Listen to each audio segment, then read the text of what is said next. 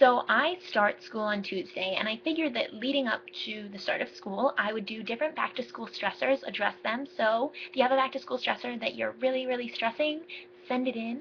I already did a video about coping with lunch and kind of working with your meal plan. This video is all tailored about being the perfect student. So any other thoughts that you have, send them in my way and I'll address them.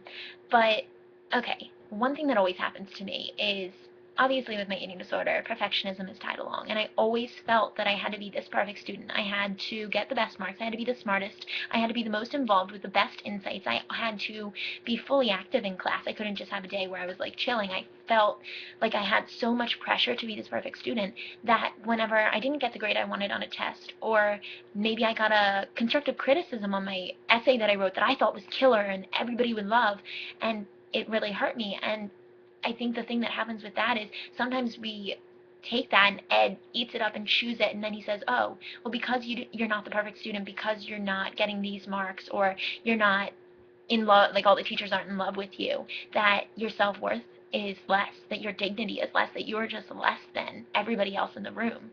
And I think that is such a huge distortion, and I think it needs to be addressed. Um, Everybody has their different abilities and limitations. Abilities are things that you are talented in. They're things that are awesome about you. They are different for everybody, and it's okay to have abilities. That's what all makes us unique. Because there's a cool quote that I love, and it's something along the lines of, you know, why originals are always the best. Like they're always like original paintings are always worth so much more than copies. And it's like so true. If you be yourself and you accept the abilities that you have, you can recognize, hey, maybe I am really talented at English and everybody is amazed by the essays that I can kick out. But maybe, math isn't my best subject. And recognizing that that limitation is something that it's part of yourself, but it's something that you can work on and maybe work with a teacher with or get extra help in some way. But also recognizing that just because you have limitations does not in any way change your dignity. It does not change your worth. It does not lessen your value. You are absolutely glorious and worth so much more than you can imagine. And I think that's something we often forget because we get that test back and we got a 73 on it, and that literally seems like the end of the world.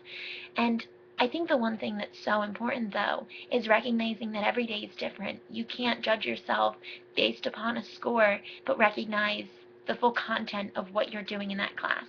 I had a teacher freshman, sophomore year who really highlighted the point, and he said, be the best person, be the best student that you can be today. I don't care what you were last week, but the best that you can put forward today, do that. So there were days that I went into his class and I literally was giving 150% of myself, and I was going and I was doing very well. But then there were times when recovery was just really difficult. Shit was going on, and I literally felt like my life was falling apart. And sitting through that class, maybe the best that I could get was 62%. Maybe I could only give 40. Maybe I was barely squeaking by with 12%. And I think that's something that needs to be recognized, that every day is different, that you can't judge yourself based upon what happened. Situations affect people, and that's why you need to be open with your teachers and say, hey, I'm really struggling. If you don't understand a concept, talk to them. If you're literally overwhelmed with recovery, get in contact with your school counselor, talk to the teacher. Math was a very overwhelming subject for me, and I literally had to take tests outside. I took them in the guidance center. I missed the majority of the classes because I physically could not handle it some days. And I just remember, like, that was the one class that I always had to miss. And so, yeah, my math experience hasn't been that of the average high school student. But you know what?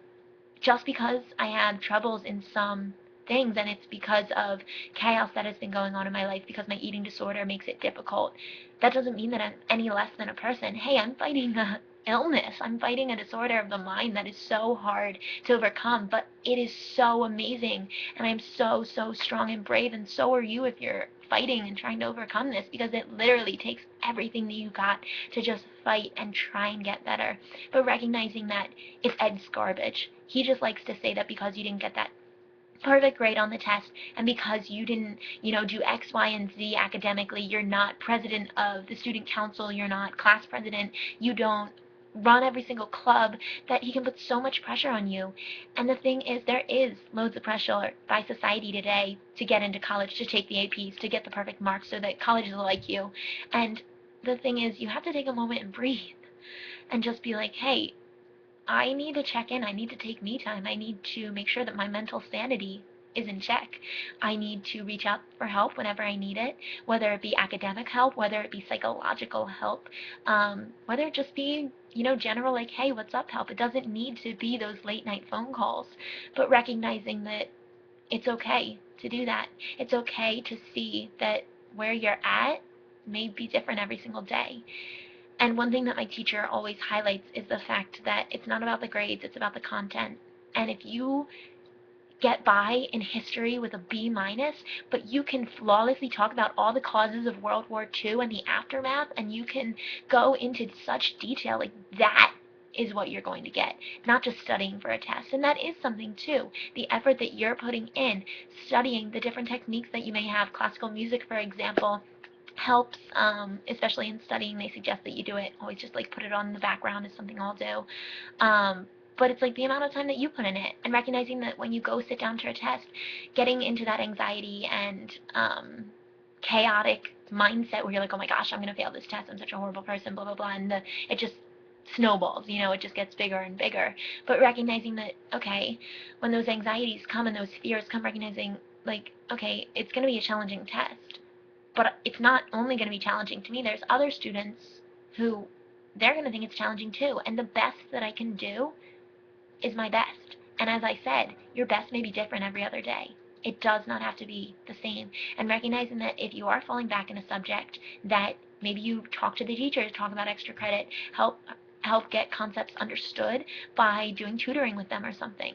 But recognizing that yes, it's important to get good grades, but killing yourself in order to get there is not the way to go.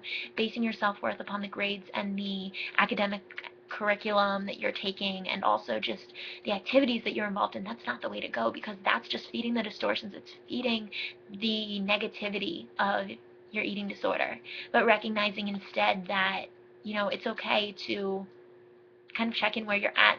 Give the best that you can in that day. Listen to yourself. Take me time. One of the best quotes is, the best time for me time is when you have no time for it. And sometimes, literally, I will be stressed so much and I need to study for like 7 tests and for my 4 classes. It's actually really funny. This is just a side comment. But we have block scheduling in my school, and so I only have 4 classes in a day. And you'll talk to people, they're like, I have 4 classes today and 5 projects due. Like, it literally can get crazy and you can be so stressed, but it's in those moments that you do need to take the break to listen to your mental sanity and just be like, okay, well, maybe I need a 10-minute break right now to just watch random videos on YouTube. Maybe I need to just go take a shower or a bath. Maybe I just need to paint my nails. Painting your nails is a wonderful stress reliever. Also listening to other coping skills that you have, just distractions, things that when the anxiety and stress and fear comes, that you can handle, that you can write and journal and dance and you can sing and you can literally do anything. But recognizing that you don't need to be Superwoman. You don't need to carry the world on your shoulder, get the perfect marks. You don't need to be the perfect student. All you can be, and all that anyone can ever ask you to be, is simply your best. And I think that's something that's really, really important.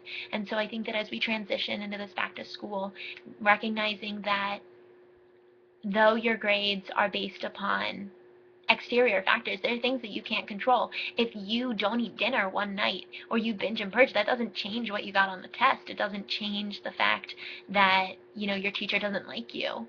The thing is, it's the effort that you put forward. So, okay, I will talk to you guys later. Bye.